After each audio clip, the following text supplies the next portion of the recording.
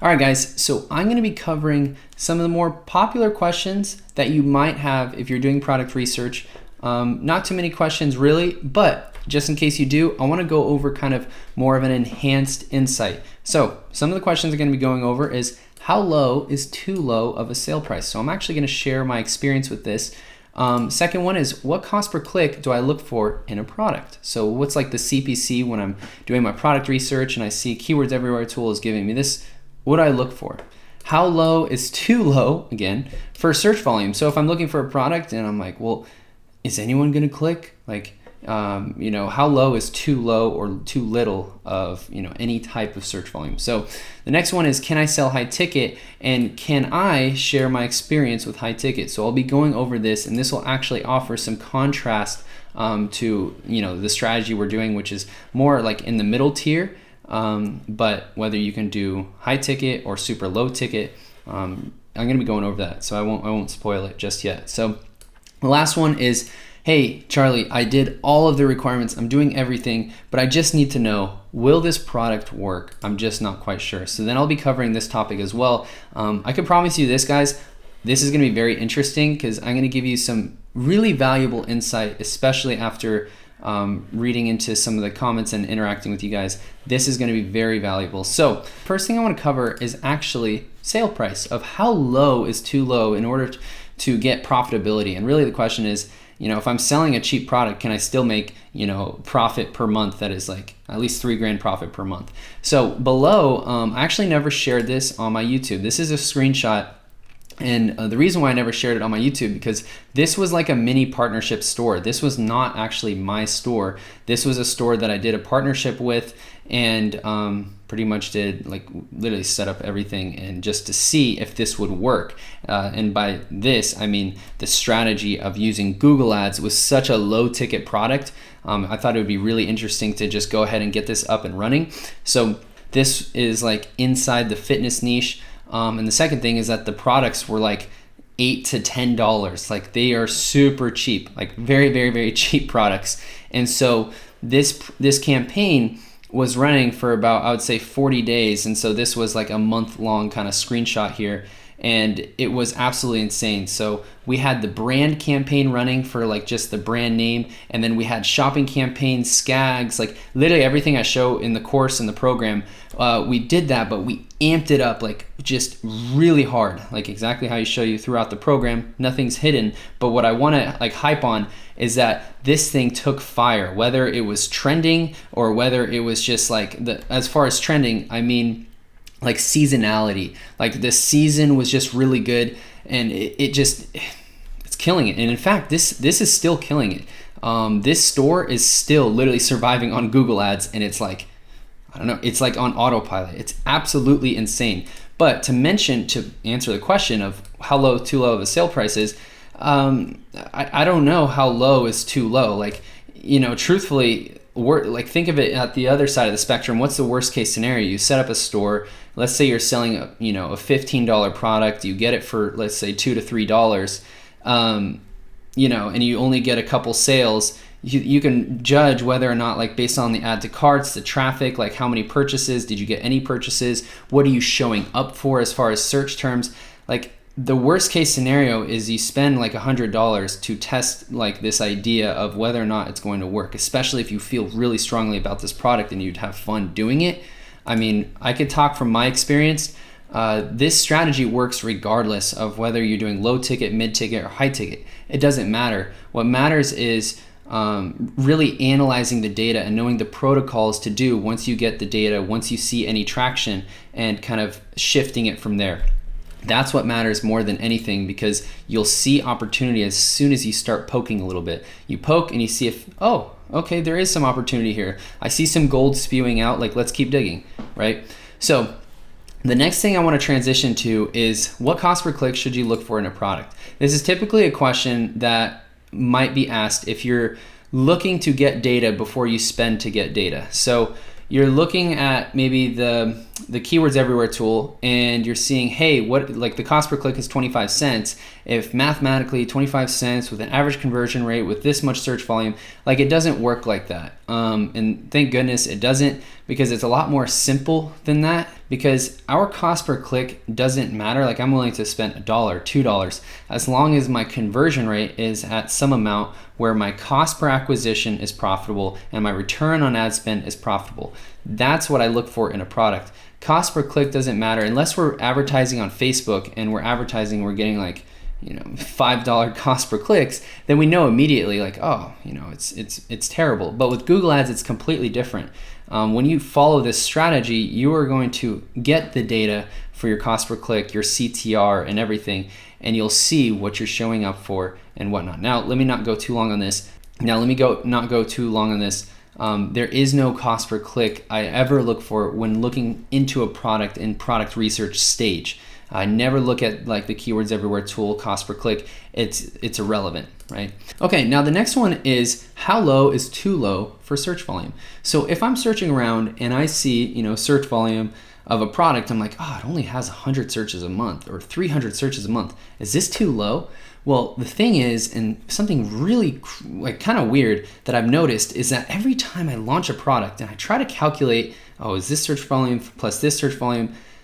Well, at the end of the day, then I see what I showed up for and what I'm converting for, and I'm like shocked. I'm like, I did not know I was going to convert for this and show up for this. And it's like every time I'm surprised. So the better way to do this is actually to see, is there anyone else selling this product in your space? Because if there is, then there's some type of demand. And if I'm to flip it, the worst case scenario is no one clicks on your ad, no one even sees your ad, and you also spend $0 because you only pay per click. So I've never had that happen ever. I've always been like surprised. So yeah, so basically a search volume is not something to look at unless you're looking at a big niche and you're looking at, like, for example, the Wi-Fi boosters, and you see, oh, 250,000 searches, then you can look at that and be like, ooh, this is a very big industry. Maybe I can cut it a little bit and go somewhere more niche. Like this is like, just general direction, but this is not the exact coordinates, right? Okay. So the next one is, can I sell high ticket, and what is your experience with this? Okay. So yeah, like high ticket works. Like you can do it with this, literally everything that you see in this program, just apply high ticket, like just do a high ticket product. High ticket doesn't matter. It doesn't matter if it's a high price, a low price, a medium price. What matters is the opportunity. Opportunity judges everything. You can sell something that's very expensive and it does absolutely terrible because there was no opportunity in it. High ticket does not mean high profitability. A lot of like the cheaper products, like, even in that little screenshot I showed you, whether it's that or the case study store or even the other store I have that was selling $24.95, these little stores that, sell these low ticket products, they get traction very quickly, especially when you get a lot of data fast. High ticket, I've noticed with high ticket, there's a high expectancy from customers. Customers are going to ask, they want the product to be perfect. If they spend any type of money on it, like if they spend more money than like the average, they are going to expect everything pristine. And I'm talking even like literally everything needs to be pristine. Okay. So also to gather data is a little bit harder. And also the fluctuations will be more. So you'll see more fluctuations with high ticket. So that's just something to keep in mind. But does it matter? No. Like I want you guys to do opportunity. Can I sell an opportunity product? And the answer is always yes. Opportunity is better than whatever price point. Price point, truthfully, doesn't even matter. Okay, so now I want to cover this question. If you're doing all your product research, sometimes I'll get a question like, hey Charlie, I've done all my product research. I've done everything. I've gone through the checklist. I've done, I've literally done days going through all the kind of strategies of how to find products. I found a product. I'm just still not sure if it will work. Well, that's a good question. But my answer to that, I have a couple answers. First of all, what you have to understand is that a lot of students, I've noticed this over and over, will actually end up trying that product. They'll go and they'll try that product and they'll immediately be like, oh, okay, I'm getting data. So they're getting data and they immediately see, okay, I got a couple conversions here and there, but you know what? I think I need to change the angle of my product. This is what it looks like people are searching for. I'm not really speaking to that. Or it'll be like, oh, I could just try a different product because I found something else in that niche and it looks like that would probably convert better. And they try that. It's a game of really just throwing a dart, getting on the board, and then seeing like, hey, where did I hit on the board? Oh, I need to go a little bit more to the left. And then you just kind of change. There, like out of 100% of my stores, 0 of them have been perfect, meaning I've had to adjust all of them and tweak. And now, they're fine. Like it's a very simple tactic. This is the best opportunity. It's not like testing a Facebook product where you're going to be spending a lot of money. I don't know. There's just so much win-win to this that I just want to reiterate. But I understand where some of you guys are coming from. Maybe you're worried, but there's nothing to really worry about. It's just, I think you need to understand what the process is. Like another way to put this that I thought was really funny is, when you have a kid and you're teaching your baby like how to walk, and the baby's simply just not learning how to walk. Do you just like give up? You're like, okay, you know what? This guy's just not gonna learn how to walk. No, you keep teaching the baby how to walk. You just keep going over and over and over. So like what happens if you launch this product, you get data and you're not happy with it? Do you give up? No, you tweak it, you readjust and you try again. What happens if that doesn't work? You tweak it, you readjust and you try again. And you try again and you try again. You go through the videos, you read into everything, you go literally through the modules. I mean, all it takes is just belief and to understand that this is the only time where you could literally spend, let's just say $300 and decide whether or not this business is going to give you a long-term like profitability or not. I mean, how beautiful is that? This is the only time. Like there's no other business like that. 100%, in my opinion. Like this is the only reason why I'm into this. Like I have done everything. Like I've done so many different businesses. I've tried so many different things. This is the only one that I've found a win-win-win-win-win. Like there are so many wins. And so it's important to understand that and just to take advantage and have like fire under you and be like, I do not care if I mess up.